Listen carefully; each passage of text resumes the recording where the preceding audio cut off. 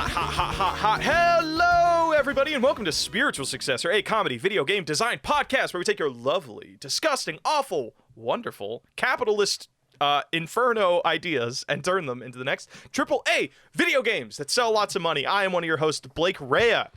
And I am your other host, AJ Hart. Blake Rea, I have to get something off my chest. I wanted to talk about this thing last week, but I didn't get the opportunity to because I completely forgot about it. I get it. You were first in line for the Lady Dimitrescu Resident Evil 8 Village mod. I get it. I totally get it. I get it. This isn't Resident Evil related at all, actually. This is Mario related. Oh, okay. So there's a Lego Mario toy out there. I guess it's little bit like the Lego, it's a little bit like Mario Maker, and that you get to make your own little Mario levels. And there's a little game developed inside the Lego Mario thing itself. So it's half Lego, half electronic. They recently released a new Lego Mario tool or toy set with Luigi, and that's really fun and cute. What it also came with the Luigi thing was released, they went ahead and did a little firmware update, a little patch notes, a little update for the Mario set. And now the Lego Mario set will every now and again, in the dead of night, in your waking hours, maybe it's the first thing you hear in the morning, maybe it's the last thing you hear before you go to bed, you will hear your tiny Mario Lego go, "Luigi?" Oh, that's fucking haunting. Because the actual update that they did is they added in a thing where your Mario toy calls out and begs for his brother. I love that for two reasons. One, it's haunting as fuck because Mario in the dead of night sounds crazy, Luigi! but also fucking AJ, genius, because you know how you solve that problem? You buy more shit. They make you buy more shit. That is exactly what it is. It is that Mario shows up in your house and guilt trips you into going out and buying the $80 Luigi toy set. This is one, absolutely wild. Two, I don't know how much it costs, dude. I know Lego is overpriced and I know Nintendo is overpriced. It's probably honestly, dog, let's keep it real here. $80 is forgiving. You know what I mean? Hold on. Yeah, I'm looking it up right now. Lego Mario Luigi set is $60. I could buy Resident Evil 7 and install a free sexy mod for that price. Actually, I think it is actually the Resident Evil. Yeah, Resident Evil 7 $60. God, why the fuck is that what you're going to use as your new benchmark now? Anytime you think of $60, you're like, $60 is a sexy lady Demestrata. God, I wish I could say that. I wish I knew how to say that. No one can. It's French, and French is a made-up language, and you're always going to pronounce it wrong. That's how it works. That's how the French language is. I would like to officially apologize to the two people that listen to this podcast in France. Why won't Hey France? Could you make your language a little bit better? I know we're a bit late in the game for it, but dog, can we get a layman's French, please? The layman's French, you just beat. What does that mean? I was in New Orleans, and y'all had these fancy little creamy donuts there that are covered in sugar, and I think it's called a beignet, but I don't know if that's pronounced correctly. It could be a beignet, it could be a beignon. It is. I'm always going to pronounce it wrong because it's incorrect no matter what I do, and that's just how the French roll. It's just beignet, dude. Also, I think beignets were a combination of... Beignet doesn't sound French enough, and you know it. What? You know it doesn't. Because it doesn't have that confusing syllable like croissant. You don't know if it's is it croissant or is it croissant? You know, exactly. Beignet? Beignet totally has that. I bet you there's some dude or person out there that looked at beignet and went oh, what's a beignet? You know, is it similar to a baguette? And here's the thing, and this is where I'm gonna blow it wide fucking open for you, dude. What if we're pronouncing the B wrong? We're not. But what if? But it's very clearly beignet, though. Why are we talking about pastries when we were talking about? Oh, because sexy lady. That was the transition point. You got there. Anyway, no. I know that you've got 8 foot tall vampire lady with just a body like that on your mind, but we need to get it off of your mind because I really desperately need to talk about the horrible and malicious marketing that comes with Mario pleading in the dead of night for his brother to be returned to him. I don't know. Unless I feel you go pay $60. that brings up an interesting thing though. Of like, I feel like that's a tactic that's been used since Furby's, right? Like, it's like when a Furby dies, no, Furbies did not beg for other Furbies. No. But what they did was Furbies would randomly turn on for people. Like, there's like a bunch of stories that it actually inspired that one game, Something Tale or whatever. It was like it was a horror game mixed with like, it was like Furbies but Slenderman. But I don't know if you ever had a Furby, but they would turn on randomly. But if their batteries were nearly dead when they turned on, it would be like this fucking demonic, scary voice because it's like, it just sounds so slow and deep. They should have set it up. I feel like they could have set up a thing of like, okay, if it goes below a certain voltage, just don't fucking turn on. I think they left it in, AJ. They left it in to scare you into buying more batteries. I think Nintendo took that concept and were like, okay, rather than taking You're proposing $10, that the Furby was this same style of, I guess we'll call it invasive marketing. It needs a term that I haven't quite decided. It could be invasive marketing. It could be guilt trip marketing. I haven't quite decided on a terminology for it. But you're proposing that Furby did this invasive marketing for batteries, and that Mario is now doing invasive marketing for Luigi. Well, honestly, now that I think about it, isn't this just what push notifications are when they guilt trip you into shit of like, hey, your farm has been like, you haven't visited your farm in like whatever, and it's gonna make you feel bad. Also, what the owl does to me. Animal Crossing does this. Make me pay money. Animal Crossing also does this. I remember seeing a post, a buddy of mine posted this. They said, I want to play Animal Crossing because the new update looks good, but I'm so worried that when I show up to my village, everybody's not going to like me because it's been like a month since they've checked in with everybody. I'm wondering if this is just expanding upon Nintendo's whole guilt trippy bullshit to get you to buy more stuff or interact with their things more often. I think you and I, this is like X-Files, dude. Like there's like the top of the iceberg. We stumbled into something big, and I want to capitalize on that. So, God, AJ. Hey, you know what I really hope I never have to deal with? How's it going? AJ Hart, known gacha player. I don't think I could live with myself if a gacha game guilt tripped me. Like, if I had, like, little gacha characters that would be like, it's been 8 years since you've used me on one of your teams. I know the perfect guilt trip, though. I'm out. I know the perfect guilt trip, though. It just sends you a fucking cropped potential JPEG you could get from playing the game. So it's just like, hey, it's just Saber's face. But it's like none of the full body. It will send me an email that is a photo of a JPEG of a character that I like wanted very desperately and got and no longer use, and it will tell me how many missions I've done without that character as part of my team, and then it will tell me how many little of the currency I tried to I spent to try to get them.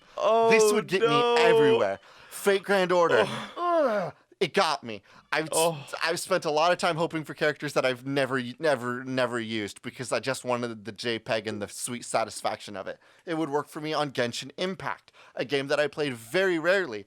Genshin Impact could even be like, hey, you spent a lot of time trying to grind out materials and then got a character and then never used her. And I'd be like, yeah, if they stop. I How get did you. If they address? sent me pictures of Mona, I would be like, oh man, I feel bad. I tried so hard. And how much time you spent, and how much you spent to get her, and then how much you've actually used her. And they're like, nice try, chuckle idiot. Nice try, chuckle idiot. I was gonna swear, but then I heard a door open in my home, and I thought that my mom was on the other side, so I didn't want to give a cuss. It's a very nice boy, AJ. AJ, talking about our games and things and invasive marketing and all that stuff. That's fun, but that's not what we do here. What we do here is we take audience submissions and turn them into horrible games. I think we need to get started on that. Can I give you one then? Yes, give me one. That's good because I'm listening to the cars right now and I didn't want to exit out the YouTube window. So I greatly appreciate you doing the first submission. This comes from Brett Owen on Twitter, B_M_O, BMO. A game about bullshitting through your first day in a career you're massively unqualified to be in. Blake, give me a career.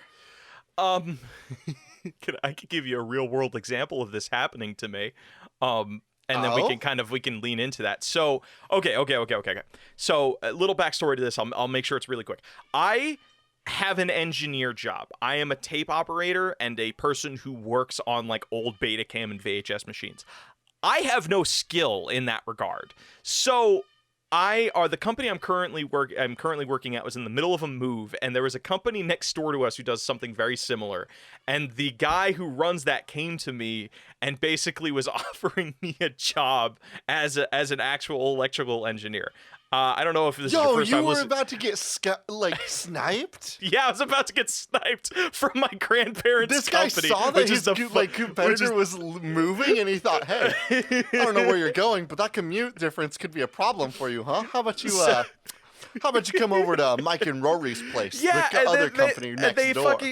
He asked me my rates and everything, and like, of course I wasn't gonna fucking take the job. But I was just was really about to take you from your grandparents. Yeah, he was totally about to fucking do that. So I'm wondering what would happen if that was like, if we can lean into that of like a person. Because I feel like building or doing any sort of engineering and cabling, that can be something that can be gamified. So I'm wondering, what if it's something like that? You are on a conveyor belt having to do electronics that you don't know how to do. And maybe this is what we can do. We could take a little element from here.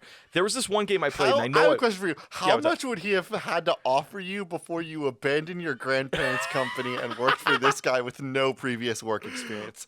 Just on, like, the named work experience, like, the words technically on your resume. What would be a number that you thought, I'll try this? I am ashamed of this, but you know what I'd probably do? I'd tell him, like, hey, my rates are like $50 a month. $50 an hour, actually, or like whatever, like the engineer rate is or whatever. It's like, I think it's like 42, 43.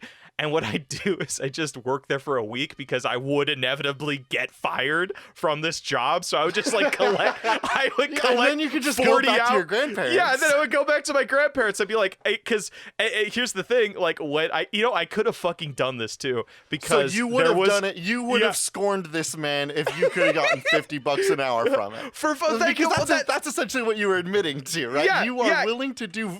You, Blake Rea, are willing to do knowingly evil things for 50 bones an hour. Well, AJ, that's $2,000 I could have just gotten. Because here's the thing.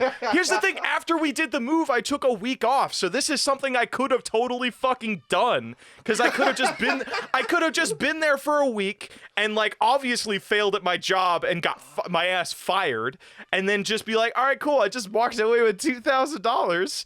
And I get to go back to my day job. You missed out on Blake Rea Waste His Time 2021. That could have been the coolest move ever. It would have been the rudest, most evil, most like it would have gone against who you are as a human as being. A person. It would have been very funny. It would have been a story that we could have told. If you had done this would be a different story where half of our audience looked at you, Blake Rea, and thought, this is the kind of guy. Okay. Realistically, though, like I'm proud of you for not doing evil. Oh, I would never. Also, I would maybe not have do that. $50 for you. Just I might be willing to make you do evil for me. For $50 an hour. Admittedly, okay. Let's look at it this way. If I could have done, like, I would have done that, but then refused. He would have had it coming. He did try to steal you from a company that was moving. That was fucked up and aggressive and not cool. But imagine I did that, but I just decided not to get paid. I would just see how long I could go before getting fired from the job, just to test myself. But at the end of it, I'm like, yeah, I have no idea what I'm doing. Don't pay me. I'm sorry for wasting your time. I just wanted to see how far I could get. But what I'm saying is what if you and I turn that into a game of like this person. Oh my God, AJ, this is the game. Taking a little bit out of this is like a roguelike builder. So stick with me here. You are trying to see how long or how many business days you can get through without getting fired. And each run you get a little bit further and a little bit further. But here's the thing. Every run you're building different things. It's for different manufacturers. Maybe one run you're doing ball bearings. Another run you're doing circuit boards. Another run you're doing like you're building lenses or something. And you are not given any of the recipes. You just have to figure out the recipes as you go forward through the game. It's like OG Minecraft, where there was like like in modern Minecraft you have like the little book that shows you how to build everything in the game. This, no, nothing. You have to understand how to build those things as time goes on. So I'm wondering if you could do a game like that. So you're trying to see how far you can get in each company, and maybe like, let's say, this kind of reminds me of a game I heard about on Steam a while ago that I've been thinking about picking up, but I don't own a VR, so I can't do it. There's this game called Mecha Mechanic Simulator. It's a VR game where you are a mecha mechanic. And so you are dropped into this game and you have to like take apart giant mechs and replace parts and rebuild them. And you just have to kind of feel your way through it every time you do them. Interesting. And I think that like this definitely stumbles into a level of gameplay that I think is incredibly satisfying for some people, because like there is a satisfaction in just kind of doing like feeling out the way that you're supposed to be in a space. You know what I mean? Like simulator games are all really popular right now for a reason. Papers, Please isn't just a game that's out there because like it's a cool story. It's there because there's something very satisfying about seeing things and following orders. It's just, it makes your lizard brain go burr.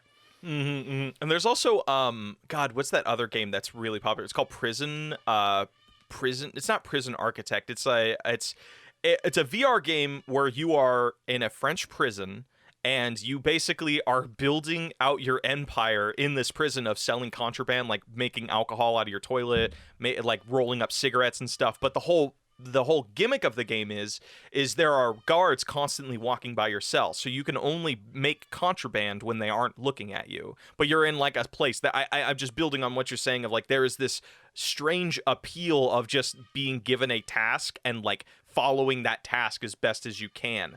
But where the stink comes in is what's a career that we're not necessarily like you and me aren't like super aware of, that we think like trying to figure it out would be satisfying, right? Like I don't know that becoming like a criminal master in a prison would be a lot of fun for me, because I would try to make beer in my toilet and then I would need to go potty really bad, and those don't mix.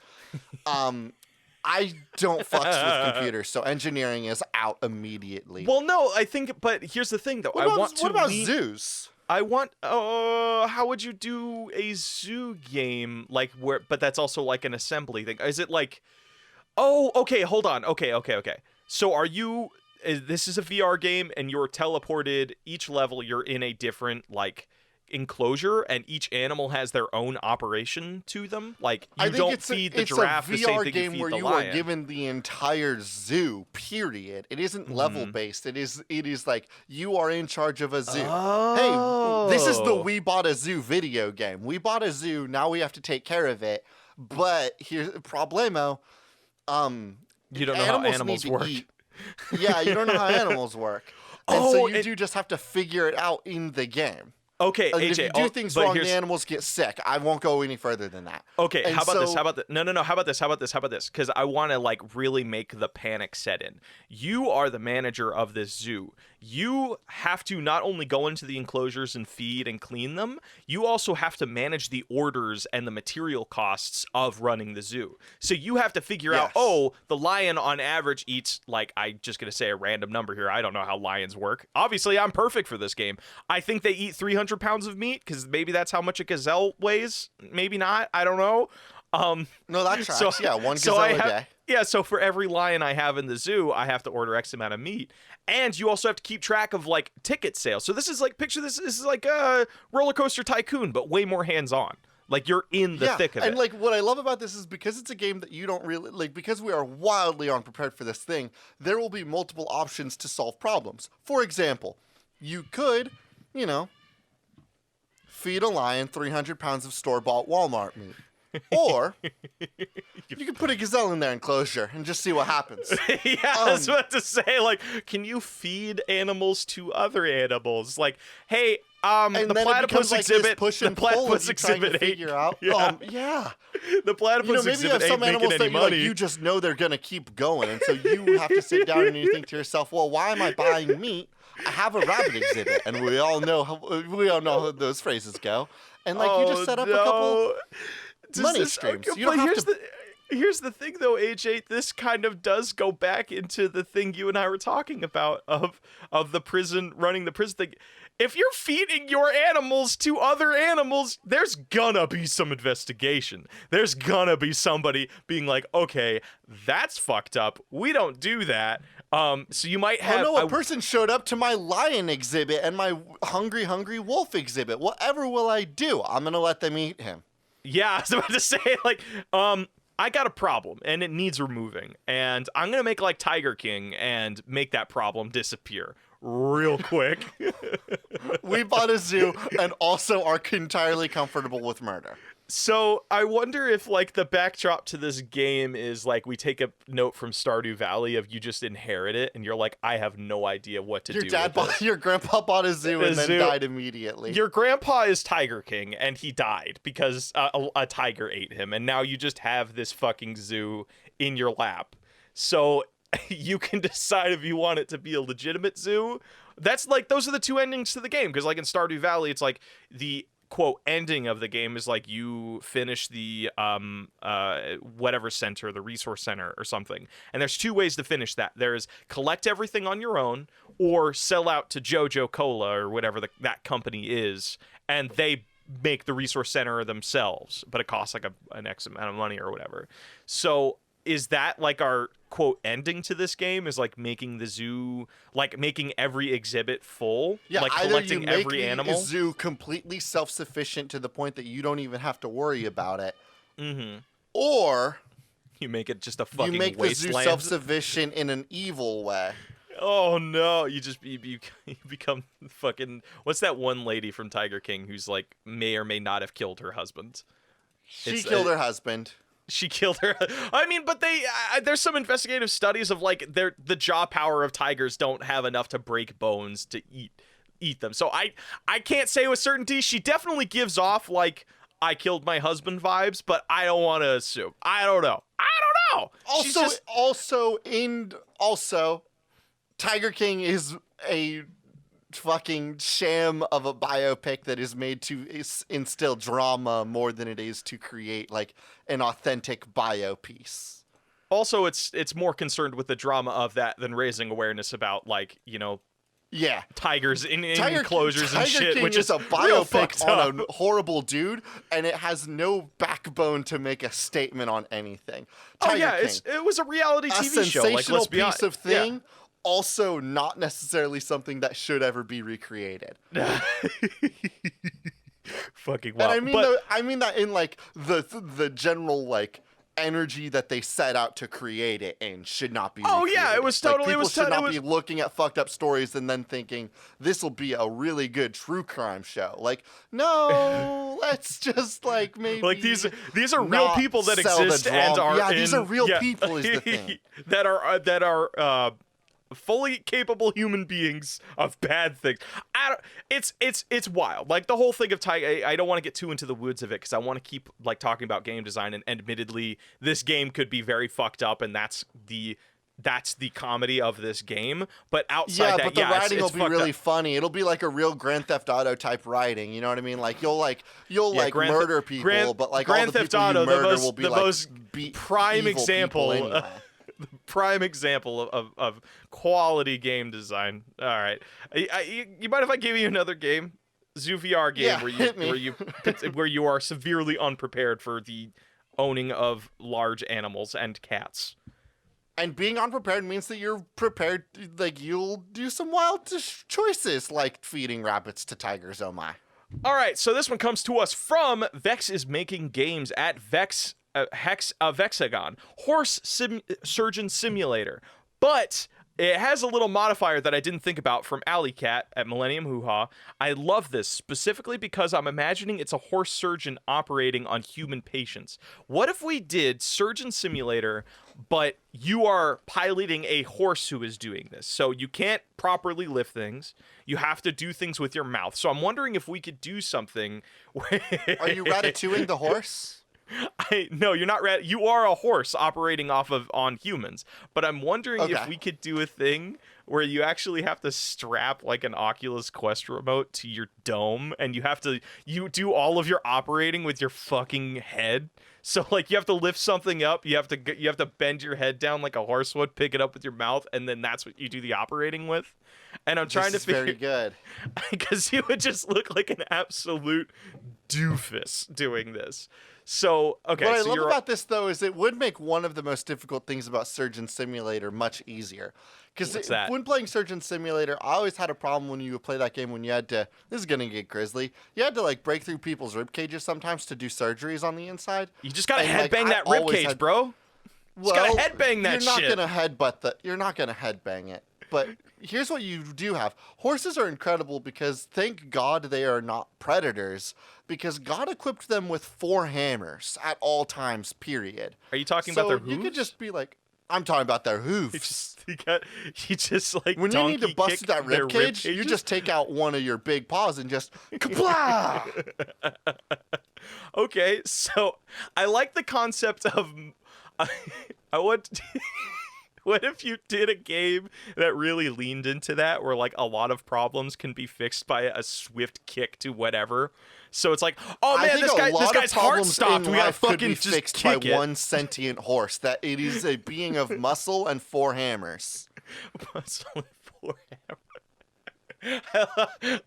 It's 4 hammers with a mouth, and just must. It does have teeth and it can bite, and ironically, the biting is the less dangerous option. Yeah, it's true. But have you ever been bit by a horse? It fucking sucks, dude. Yeah. It's like that. Have you so. seen that gif of that poor woman, or the poor, I don't know how old she is, but it's some woman who had her fucking ponytail just like grabbed by a horse, and she just like a rag doll. She just gets thrown. Like, this is a superhuman, like, it's a horse. Like, horses are massively it's powerful. Made of muscle. It's a god compared to humans. So I'm wondering, you got to use the mouth for something other than like picking up tools, right? Like, is it you? Oh no! What? You just, instead of using a scalpel, you just bite it out. Like, oh, looks like you just got a little bit of rotten, like some rotten cells in there. You just bite it out and spit it out. Are you proposing that the horse would simply eat the cancer? I'm not saying eat it, but like chomp it out and like, I don't know, spit it out somewhere. I don't think a horse. This is an interesting question that I've always wondered about. Grizzly, content warning, Grizzly. What happens if you eat cancer cells? Do your cancer it doesn't infect you? It's just because I don't think cancer works that way. But like, what happens to it? Hey, Blake. Yeah. You don't want to go down this route? No. Here's the thing. I'm looking down this hallway. I'm looking down this route. Blake, You know me. You really thought that I would be the person to ask about this. AJ, how the fuck would I know, dog? AJ, here's the thing about you that is so fucking interesting is like sometimes you just know jack shit about things, but then there are those like small a lot of the time, actually. No, there are those small topics though where you just like know everything about it. Like, and it happens enough to where I can confidently ask you something and I could get an answer sometimes. Of just like, hey, not like, this, dog. You don't know about. You want to ask me about something else? What do you know about horses? Like, let's just be simple about it. Have you ever ridden a horse? Have you been on a horse? What's like this? What is the primary function of a horse as a surgeon? Like, what do you think? The primary function of a horse in general is for me to look at and think that'd be much better if it was a pony instead. You're looking at it and you're like, this would be cooler if it was smaller. Like, that's your primary thought. Horses give me the same energy that golf does, and that is that they would be better if they were mini.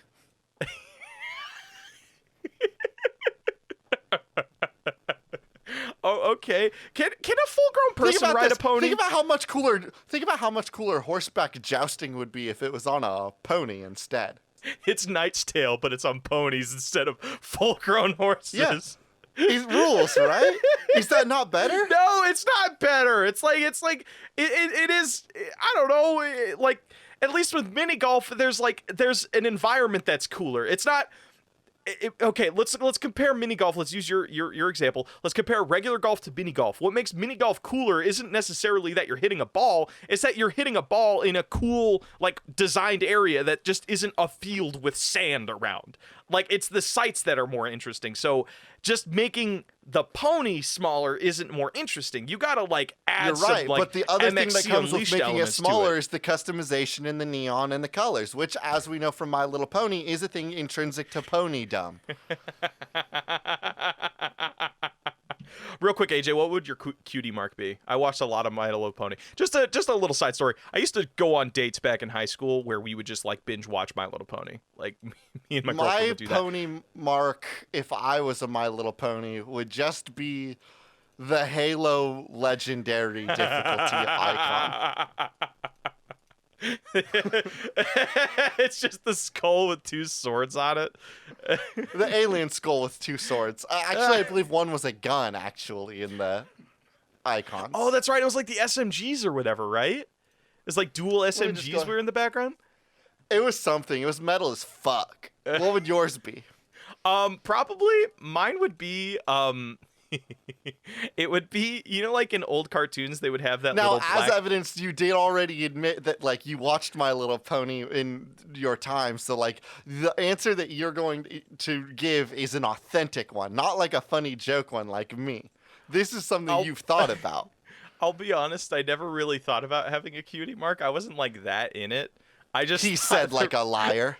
I thought the writing was funny. I mean, I'm sure if I watched it now, I would be like, wow, there are funnier cartoons out Blake, here. Tell me about your My Little Pony OC. I did design one forever ago. I forgot. I think the cutie mark was yes. I think my cutie mark was like an hourglass or something, because, like, as a teenager, I had this really weird, dumb, stupid, asshole philosophical obsession with, like, how much time do I have left in the world? And, you know, like, I gotta use my time wisely. And I would then go and spend every day making Photoshop fucking images of me holding planet Earth and being like, use your time wisely. I'll share that. Yes. I still have those images. They are the fucking stupidest, edgiest, dumb piece of shit thing. I also did one where I was holding a Minecraft diamond for some reason, and I made my eyes glow blue. They're cringy. Because you were Herobrine, dude. Because they were cringy as fuck, dude. Yeah, but I think I was like, it was like a tan or brown, like, horse with an hourglass, and I had, like, gold flakes in my hair, or, like, gold tinges in my mane, if you will. It was a fucking cringy time, dude. It was a really cringy time. I also discovered 20% Cooler by Ken Ashcorp around that time, and I don't have a Pony OC anymore, but I still listen to Ken Ashcorp, so I think I walked away a winner in that situation. All right. Yeah, honestly, like, it's incredible that you came to Ken Ashcorp because of the My Little Pony song. That owns, honestly, you know what's so funny? I think that's how a lot of people discovered Ken Ashcorp, though. Because, like, him and Tombstone were making some crazy, like, that, I don't know if that's, I bet there's somebody at home right now that just heard Tombstone, and then, like, all of their 14-year-old years, like, just came and hit them like a ton of bricks. Yeah, Tombstone was Tombstone is a name I have not heard in conversation since I was, like, a wee lad and didn't have facial hair. So yeah, like, I think because Ken Ashcorp's 20% Cooler was, like, I don't think it was his first viral video, but it was definitely one of his first viral songs. All right, AJ, give me a game. We've been talking about My Little Pony. Wait, yeah, I'll give you a new game. Yeah, give me a game. We talked about it's Horse Simulator, but you gotta, like, move your head and kick things, and Horse Simulator, you get to move your head, you can kick things, you have 4 hammers on it. Blake's My Little Pony OC had a fun little hourglass mark on its butt. Oh, that rules, AJ, you get How to much would I have to pay you, Blake Rhea, to get a tramp stamp of that? I'll get it on my right ass cheek. Is that better? And then I'll just... Yes, that is so much better. That rules so much more. Yes. That way I can go swimming and not have to explain why I have an hourglass above my ass, okay? Yeah. I'll just explain that in more private settings. It'll be like, why do you have an hourglass on your ass? You mean my... And then you're like, because it's time for some pleasure. Because I need some glass on my ass. Like... Also, side thing, you develop your cutie mark for this horse simulator game, and that's the logo that your medical firm uses. So, like, for me, it would be like cool. An hourglass, and then it would be like time for life or some cringy, another cringy Blake original Photoshop piece of shit elitist thing. AJ, you got a game? Blake Ray, I have a video game for you. It comes from Yellow Eggman's Stan account at Koopa Kirby, an MMO that's invite only, so it becomes the pyramid scheme of MMOs. Ooh, okay. Hey, what was that one social media that got really big for a little bit there? That was invite only? No, I don't know that. That's was it called weird. Spaces or something like that? I don't know. One of our friends offered us an invite to it, so we could have gotten one. I'll be honest, that sounds... No, I don't... No, it was called Clubhouse, the sentence, I know exactly, your whole body, like, shuddered, and I could feel you rolling your eyes at the sentence, invite-only social media. Well, because it feels like something Parlor would do. It feels like something we want to make sure you're not a leftist socialite or socialist before you come into our space. It's just like it just reeks of like elitism. And so it's so elitist and so like you're not part of Clubhouse. What are you? One of the pores? Yeah, it sounds like something fucking Logan Paul or his brother. I don't remember Jake Paul. I mean, you're close. I only noticed that it broke into the social consciousness because Elon Musk and Joe Rogan talked about it. So like, yeah, of course it was like smug dick bags that were the ones that were like, oh, you don't know about Clubhouse? Anyway, Clubhouse's whole thing was that like you were on public phone calls. Mm-hmm. Basically, Clubhouse existed and was smug and egotistic as what it is, because of course it was, with the sentence invite only social media. And then Twitter came in and ate their fucking lunch and then did Twitter Spaces, a thing that nobody uses. But hey, if it got rid of Clubhouse, I'm going to count that as a win. I would rather pitch you on something? Useless social media tool than a useless social media. Can I pitch you on something, kind of leaning back into the Mario thing we talked about? What if this was some sort of, you had to buy an amiibo of some kind or some statue, and it would have a chip in it, and it's at some random time within an X amount of time, that thing would let out some sort of auditorial thing, and that is the only time that you can log in. So like you get an invite. Well, no, it's just like I don't know how invites would work, because I'm imagining if you have somebody in, and then they can, like, as long as they have that amiibo, they can like go and send a hey, you have 10 minutes to log into this game to get into this game, or you got to wait till you get a notification on your amiibo again. I love the timed invite. I'm not interested in the buy-in of the amiibo, because what I want to focus on with an invite-only MMO, there's I really only have like 1.5 MMOs to use as reference for this, and then like social like osmosis of other ones. Mm-hmm. But what this reminds, like, you and I've played a lot of, and you've played very little of, Final Fantasy XIV, the award-winning action MMORPG. You can play the free trial now, free all the way up through Heaven's Ward, at level 60, blah, blah, blah, award-winning. I forget the copy pasta. You understand. God, you sound like somebody trying to sell me on Newberry or some other, like, pyramid scheme. I'm trying to sell you on Final Fantasy XIV. Hop Do you want to make thousands of dollars from home and own your own business? Come check out Newberry. Like, that's what you sound like. That's what Final Fantasy players sound like. Even though you are having legitimate fun. Imagine if that invite that everybody was like kind of copying and pasting and like having a good time inviting people came with an energy of piousness, right? Like right now when people do that invite, it's like, it is a welcoming thing. It is like an energy of like, please come into this space and have fun with me. It is free, please. That sounds But like what if any that invite piece that of you were shit. That sounds like constantly any seeing- piece of shit, like gentleman's club from like the 1960s or 1970s. Are you implying that Final Fantasy XIV is, this will be reductive, a titty bar? No, I mean, well, seeing how all of my friends dress up their characters, it might as well be, but... Okay, some of us have dressed ourselves up into slutty outfits and gone and hit the town and checked out bars. What of it? By the way, I'm not calling that out. I think that is a fucking fantastic. rules. That is fantastic. But it kind of is. But here's the thing, though. When comparing Final Fantasy to like a gentleman's club only invite thing, is like I could just get into Final Fantasy and do that. I don't have to wait for somebody's bullshit. Like, do you want to be a part of? But what if culture? you did? What if when I gave you that invite, I was like, hey, Blake, I can get you in.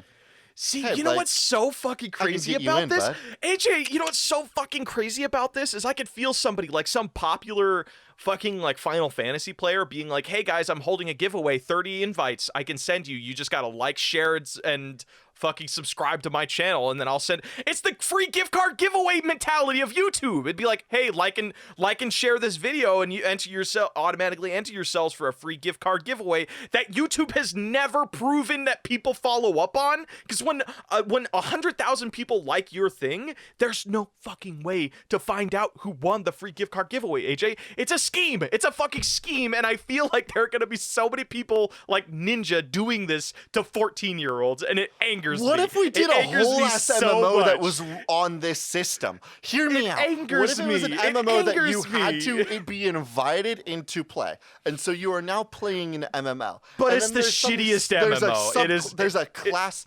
Yeah, it's a shitty MMO. It's like, It is. you know, It like is the only a reason bad people play MMO. it is because there's like the only reason people play it is because there's an exclusivity to it, which is what I'm But imagining that what's social this? media was Blake, like. I've joined this MMO. I'm running around as an adventurer, like the general like baseline adventurer. I'm thinking Yeah, to myself, man, I've seen some people out here in the fields hunting the monsters, and some of them have a bow. I guess there's like a bowman's guild that you can get into. I wish somebody would invite me to learn how to use a bow. Oh God! So you have to be invited to play the game, and then every other thing also operates off of invites. Everything Oh, in the fucking world is a Christ. social Well, okay. encounter. Right. Well, It is- also, it hold is on, though, because that Final is- Fantasy XIV has like this incredible level of like there's a lot of social things to it. You can buy and sell weapons, you can buy and sell like dyes, you can the in-game marketplace run by players is intrinsic to the gameplay of Final Fantasy XIV, and that's beautiful. But what if the leveling, it wasn't just gear, it was classes, it was story, it was getting God. to do the late game content was all invite only. So, and you only hold get on. a couple invites. So how about this? I want to build on what you're saying. So, or just kind of visualize what you're saying. So is this kind of like just because this is a relevant thing? You and I are playing Dead Rising 2 right now. And the way the upgrades in that game work is like you either discover a recipe card or are given the recipe card. So does it operate like that where like everybody, if you want a bow or learn how to craft a bow or find where to buy a bow, that has to be invited or given to you as a player. You So gotta know a guy, yeah. You gotta know somebody. Oh my God. And then like oh God. So it'll be like I could picture brands doing this. Be like, hey guys, we just hooked up with Marshmallow. He's gonna be handing out 2,000 helmets that look like the Marshmallow helmet. Go follow him on social media and for a chance to be given a helmet. I'm like, there's a new class in the game that lets you run 5% faster. We have 500 invites to our run faster class. Come on. Fucking hop in. Enter our giveaway and you will be invited to be able to run faster. I hate this because you know why, into AJ? the Sprinters Because Guild. this feels like we're 2 steps away from this actually happening. My money, my fucking money. No. My fucking money. This is the suck force in full swing here. My money, next concert Fortnite does is gonna be invite only. So, or you actually have to buy real fucking tickets, or you have to have somebody has to gift it to you to be invited, or you have to fucking win or something. It's just like But a this limited. would be an MMO. Yeah, like in-game tickets. Yes, of course Fucking you'll hate be this. selling in-game tickets or inviting in-game tickets. But I'm obsessed with like, like the narratives for different classes are always like, oh, you signed up and like, Yeah. or you were invited to come join the Gladiators Guild, or you were invited to come check out the Archaeomancer stuff. But like, what if you actually had to be invited by players? Like, Well, let's say that that's you're just playing this kinda game and you're guilds. doing a bunch of That's- gathering things, and a player's like, hey, I noticed a player out there in the fields that's been doing gathering quests for the last 4 days. He's got lots of resources. I'm gonna see if he wants to become an apothecary, and I will invite him to become to join the Apothecaries Guild, and then he can start mixing items and create potions. Oh God. So like I mean, okay, how does this differ from just regular guild? I mean, I guess because there's only Regular there's games, abilities, you would yeah. be able to just fucking go do the apothecary stuff. That's true. That's true. This is a game where you have to be invited to apothecary school so that you can get unlock potion making. Also, this is a game where you have to be invited to join the bow guild so your character can use bows. How about this? You can only be part of one guild at a time. You can only be part of one guild. That way, no, stick with me here. You have because to buy extra card holders so you can have cards for different guilds. Well, the reason I want to build into this is because if you decide you don't want to be in a guild anymore and you leave it, you officially leave it. There's no getting back into that guild. So there's this level you need to be invited back. Yeah, you need to be either invited back or like you're barred from it because you decided to leave the guild. So like. Because I don't know, I'm wondering if there's like this cutoff thing of like you cut ties with us, so you don't get to come back.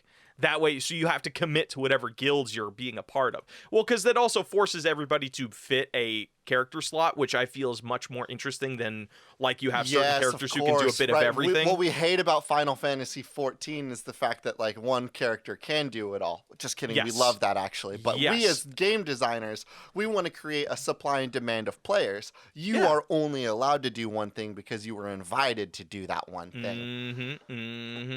And, you want to have a Beastmaster class? You must be invited to Beastmaster school. God, but this isn't just classes.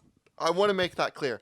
I want to do this with story stuff. You know how like right now, you and I have played Destiny, and so we've gone out and we've done missions and we've done raids with our friends. And like when we do a raid with our friends, usually it's 3 days of hellish coordination in a group chat before we can find a day that we can sit down and do a raid with 6 of our friends. I don't know why it's so difficult to get 6 people together in a group chat with 13 people, but hey, sometimes we live in hell. I'm not throwing shade at our raid group. I love every single one of them, but goddamn, can we please have better schedules? I love you all very much. I mean, you'd also think it would be easier to schedule because we've all been locked in our houses for like the past year and a half. So, but you know, like, hey, I get it. I get it that you all are so excited to be rewatching Breaking Bad, but fuck, put it away. Okay, here's the question though. Okay, but then like it is stuff like you play through the game and you get to the point where they're like, we're gonna go fight Jorgensen, the king of the evil kingdom. We must gather 27 heroes, and you have to be invited to one of those raids. Like one-on-one, we are like the person that is holding it sets the time and day, and then it will be running, and you must be officially invited by somebody. How about this, AJ? I also want to pitch you on something because one red flag for me on this is like, how do you introduce new abilities? Because clearly no player in that ecosystem has those abilities, right? What if you did, because one of my favorite things that Destiny does, which is so fucking cool actually, is that if you are the first group to defeat a raid, you get stuff that unique to that. Nobody else in the game world has it. What if you do a thing where like every month you do events and the first group to complete that are the ones who are the first people to gain those abilities, and only they can do invites. Invite somebody. Yes. Oh, you don't have the 4-second invulnerability skill? Don't worry. I'll invite you to a I'll invite you to a TED talk I'm doing in game, and then you will unlock this ability. AJ, but here's the thing though, that would be so fucking crazy cool to see happen. You know, like the Destiny raids, there are famous teams who do that. There are like, it's like 3 or 4 teams who like stream themselves, and they usually are the first ones to beat those raids. And the fact that that's possible is that there are like people who can consistently do that is so fucking crazy to me. I wonder if there's going to be some legendary guild that arrives out of that where they're like, no, we don't share anything from these raids. We keep these. Well, no, like think of that. Well, because how fucking you would have a group of people right, because this is a game like built on the elitism in this world, right? This is a people that like this is a gaming culture that we've created that like if you want to be part of this guild, it is the highest honor. If you want to share some of the same skills that they have, it is the highest honor. I mean, fuck, even being invited to be a paladin, like 2 of this guild is paladins, so even being invited to the paladin class is a big deal. Well, you know what's going to be crazy? What we're creating is a player-led creation of like one of the old Star Wars MMOs had this thing where like 1 in a million players would be invited to become a Jedi. What we're creating is a player space where we're creating that energy. The players can decide whether or not, like, you know, Necromancer Kings are a class that is just rare. You know what's going to be so fucking cool, too? Like, this is going to generate its own, like, economy, like not like economy in terms of money, but economy in terms of like there are going to be abilities that are just mass shared and others that are like, no, there's like quite like you said, there are necromancers, but like for some reason the raid group that won the necromancer thing just never shared that ability. So like there are very rare to find a necromancer, and when you are it might be even rare to get a necromancer. Like maybe like there's some high level stuff that you're like, I would love to do this. I want to have like a player that can like res us, so we need a necromancer to play with us, and they have to like go out and hunt down and be like, job listing, we would like to hire a necromancer to come do this quest with us. Every town has like a job board or some shit, like it's like, oh hey, you search the job board. Well, that's how, like, that's a form of an invite, right? Like, hey, we invite a necromancer to come join our group, and like this is what we can pay you. Like you can actually put like gold or something like that, because that's so in-game currency to pay people to come do missions with you.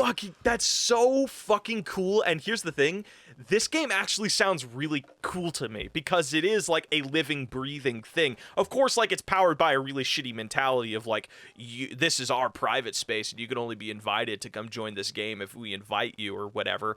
But like once you're in the game, that sounds like a game I would actually play, being like, wow, because it feels like you read, and I'm just using D&D as an example, but there are these like classes of wizards who are like, we don't share this information because it is very, very private to us. It's very sacred to us. I wonder if you can generate a world that is powered by that mentality of like, hey, you know, and people like start leaning into that role play, right? Of like, we're part of the Necromancer Guild, and like you have people in chat like being like, this is a very dangerous practice, and then you start, the world starts generating its own lore. We can have it set up so that like we as the world builders can say necromancers are a very secretive group, and as such, only 1 in 1,200 necromancer players will be given an invitation to allow another person to become a necromancer. That would be cool. So at the end of every month, 2 things happens. A new raid opens up and invites are sent out. So it'll be like, and that's where we can do deals with like big celebrities that are playing this game, being like, hey, we just gave who's a famous like non-shitty Let's Play streamer, we just gave Marble Joe Cantus 50 invites for this new ability that's going out, and she's going to be able to distribute that amongst her audience or whatever. And then so that gives us the ability to do that. Oh my god, and then you just like, that would be cool because then we can start leaning into like invites are like a very rare thing, and it's like a hot commodity. I think we came into this with the idea of the entry point being an invitation is very shitty, and I can't express how much enough that sucks. And again, I love the idea that not everybody will get an invite. Not everybody gets a one, like, you can invite a player now.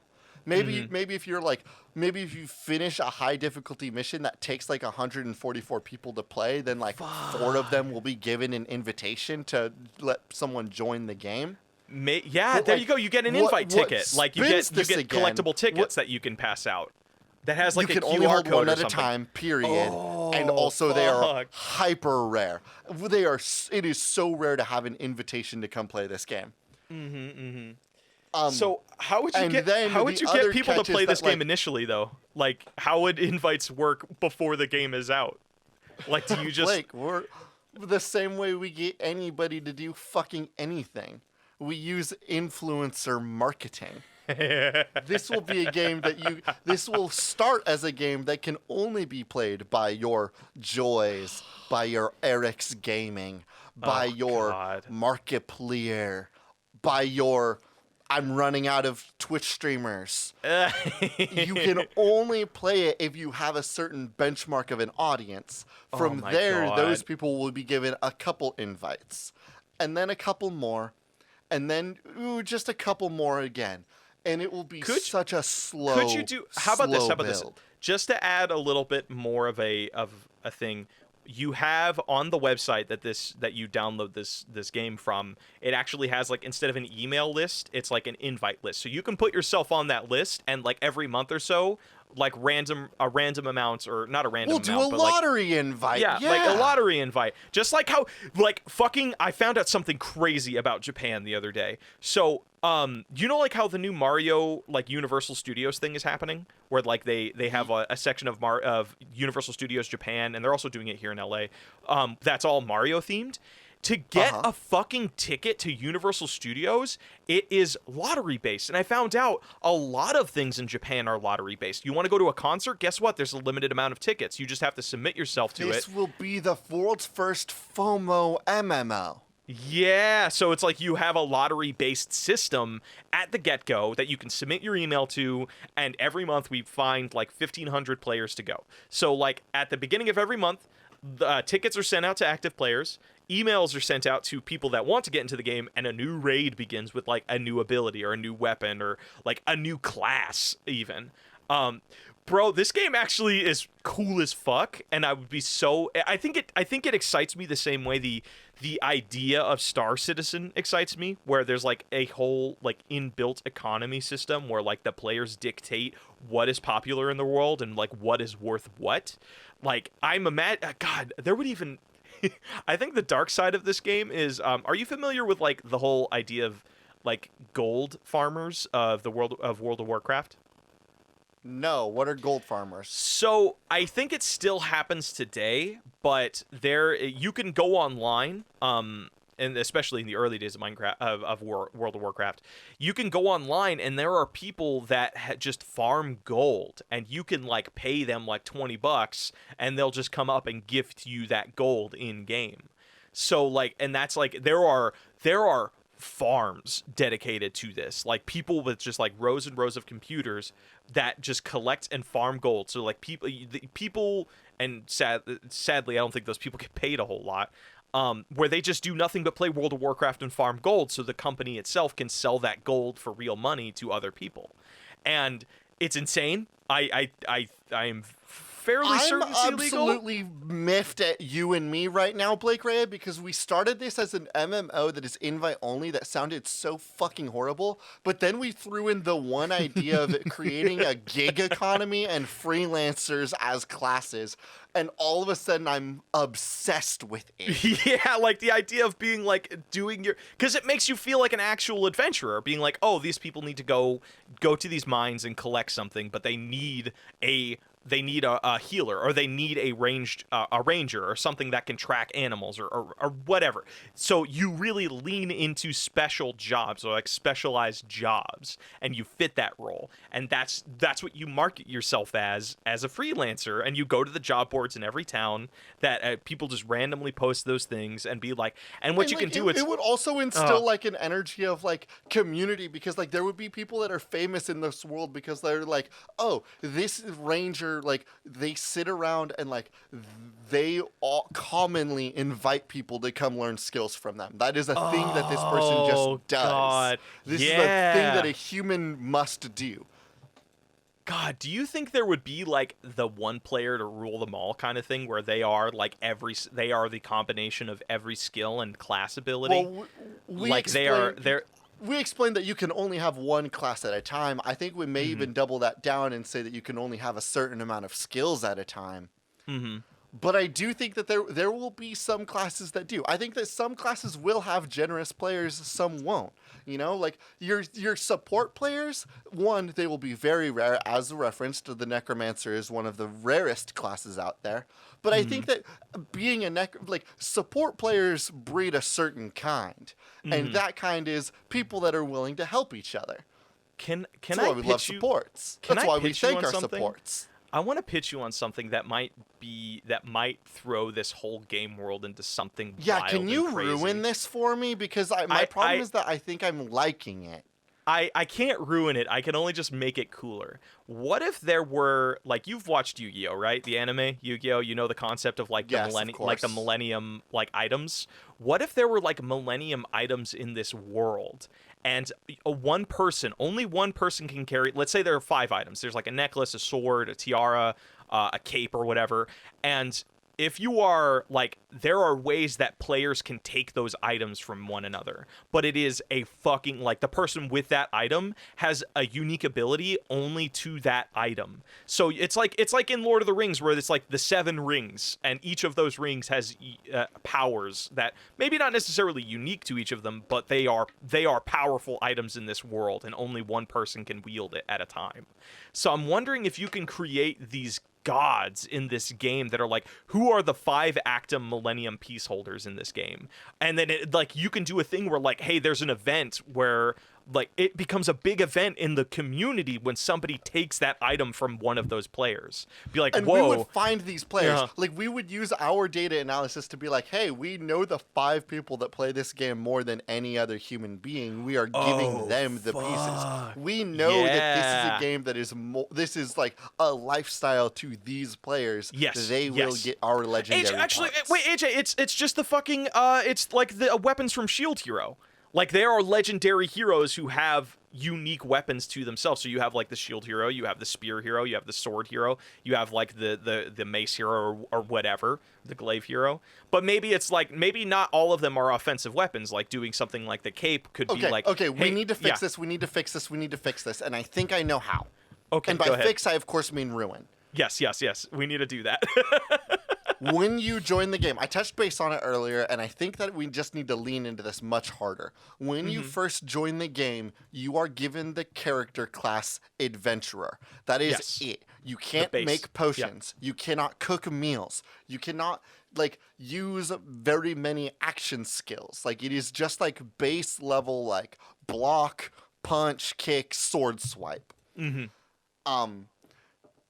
Being invited to a guild in general, getting to get a class in general, is a rarity.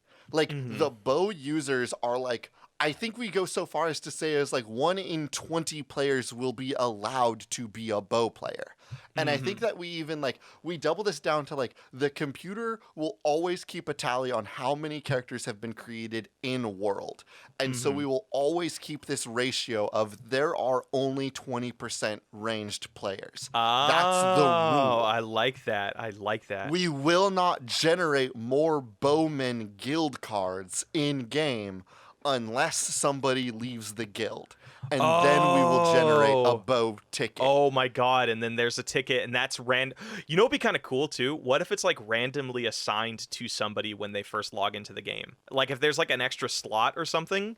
Because then you'd have those stories of like, hey, this brand new character logged in and they were given the Necromancer skill. Though it's something that only 2% of players fucking have. Well, but then actually, No, you're onto something. That is, I think that's how we inflate the market, right? That would be how we as like players control the idea of like, oh, we are noticing that our game is building out much faster than we expected, and we need to like account for that. So there will always be like a % chance that somebody could spawn in with a certain class ticket. Yes, and then because it is every single one is less than 1% on character though. But you know what's cool about that? An infinitesimal chance. It leans hardcore, in my opinion, into that idea of like chosen one stories. It's that Star Wars thing.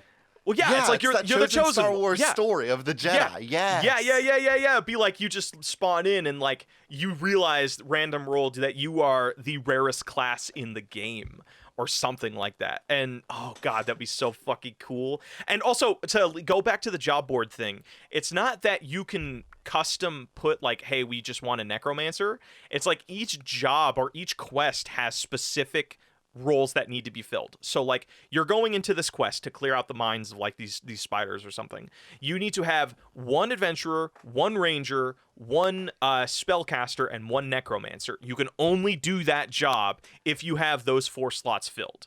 So it's not that like, oh, we want to do a mission, but we notice we're kind of having a tough time with it. We want to have this special person here. We'll reach points where we're like, hey, you're gonna go kill the god dragon now, or you're gonna go kill the dragon king. You need to have a dragon slayer in your party. Yeah. And everybody that plays the game will be like, what the fuck is a dragon slayer? Because in the game's code, we have now just dropped a new class. And the random players people will create characters until they are able to get a dragon slayer. But again, you're not allowed to create a new character. That's something that I want to create. You can only have one character per account. Wow. Yeah, I mean, that kind of... No, actually, no. That isn't something that usually happens. Think, like, because now what it is if we drop the Dragon Slayer class, then now that is how we get people to join in on the game. Because now everybody that plays the game is going to be thinking, I gotta see if I can get a Dragon Slayer. Like, do I know anybody that would be willing to play in? Hey, do you want to come play this game? They just dropped a new class. You may be the only one that can get it. Well, actually, but that destroys the idea of earning classes through raids. So it'll be like if you are playing a raid and you have to kill yeah, that's true. Maybe you have to kill the dragon to be invited to the Dragon Slayer class, but maybe the new stuff. Like we have many revenues for playing with a lack of or a lack of supply. Maybe if we want more players, we drop a newborn class. Maybe if we want to incentivize late game content, we give them an invite for a new class. Here's the question. Here's the question that we should wrap this up soon. But is this a game where you can only have one class? So if you finish a raid, are you sacrificing your current class for the new class? And then that class that you left generates a new ticket or whatever. Okay, so it's treated the same way as like as leaving a guild. So it's like you remove your current guild status. Well, but then again, like, do you lose all the skills that you had? Because then again, I feel like... If you get the opportunity to go back to a class, which I say get the opportunity because it would be luck and timing and hope that you would even get the ability to go back to a class. God, that's so You would have to hope crazy. that one of your friends in that guild has a ticket that they're willing to give back to you. God, okay. This is I feel like you and I could talk about this for like another hour, but we should wrap it up. We're going to wrap it up. I say the game is called invite only, but I'm thinking maybe going we to put some stank on argue that? the game Chosen One. Chosen One. Or maybe Chosen Ones? Plural? Chosen One. Because again, the idea is like you have to be invited to this game, period. You have to be one of the chosen ones to play this game. You then have to be one of the chosen ones to take a class. Then you have to be one of the chosen ones to get these skills. It is always about being a chosen one. Chosen One and invite only MMO. Yes, chosen ones. I like the plurality of it. Okay, chosen the ones. world's first FOMO MMO. No, I feel like we got to be more direct. So, like, I like chosen ones (parentheses) and invite only MMO. I feel it's direct. It's like, oh, what the fuck's that about? I want to listen. I want to do that. Okay, are we agreed on that title, or do you? Yeah, I think we're agreed on that title. It's a game that I feel incredibly mixed about because the mechanics we've built are exciting. The approachability of it is fucking non-existent. See, but we're gonna fucking no. This is the feeling though that you're gonna give to somebody. They're gonna be like, fuck, I gotta see what this game's about. I fucking hate that it's only invite only. But then they start playing the game and we're like, wow, this game is actually like good. Why the fuck did they do that dumb invite only thing? Like, this game would be so much more enjoyable if it was just accessible to everybody. So we have this, everybody who plays this game has such mixed feelings about it, which is like, and let's be honest, that plays this game wants to get their friends in on it. They just don't have the ability to. No, here's the thing though, but that's if you were to take that description and apply it to Final Fantasy 16 or 17 or whatever, I wouldn't know how to tell the difference, because AJ, don't you have mixed feelings about asking me to play that game knowing that there's a 40-hour investment period? I can invite you in on it. No, I love that about it. The fact that the story's so long, that's a good thing to me, dog. But it's 40 hours of bad story that It's 40 hours of good story and bad gameplay, and then you get to the Keeper of the Lake, and that's when the gameplay starts to open up. The story was fine the whole time. Let's close this episode now. Let's go to patch notes. Hello, everybody, and welcome to Patch Notes. For today's Patch Notes, what Blake and I really want to do is give some recommendations on how you can help Palestinian civilians. Things are complicated right now, going on in that general area, and though it's a very complicated situation with the military, there are people, just normal-ass people, suffering, and it sucks, and we wanted to raise a little bit of awareness about that. AJ has very kindly prepped some links, and he's going to have those below in the podcast description of how you can help and be informed and go help some of those just normal civilians having a really fucking tough go at it right now. And we couldn't in good conscience just do a normal old patch notes without mentioning this very, very big thing. And we hope this is informative for you, and that if you are in a financial situation to do so, that you can help, because I'm sure there are dozens of people, not dozens, hundreds of people that would appreciate that. So thank you very much. These links are going to be things like Doctors Without Borders, the United Nations Relief Works Agency, the Palestinian Children's Relief Fund. There will be a couple different options so that you can kind of pick out which one you want to go ahead and donate your money to. Any little bit that you can offer helps. With that, Definitely. We're going to go ahead and close today's episode out. As always, thank you all so much for listening. Our intro and outro music is Cheap Shot by Anima Noguchi, an excellent song from an excellent band for an excellent game. I have been your host, AJ Hart. And I have been your other host, Blake Rea. We hope you guys had fun. This has been Spiritual Successor, and these are cool games that should not be made.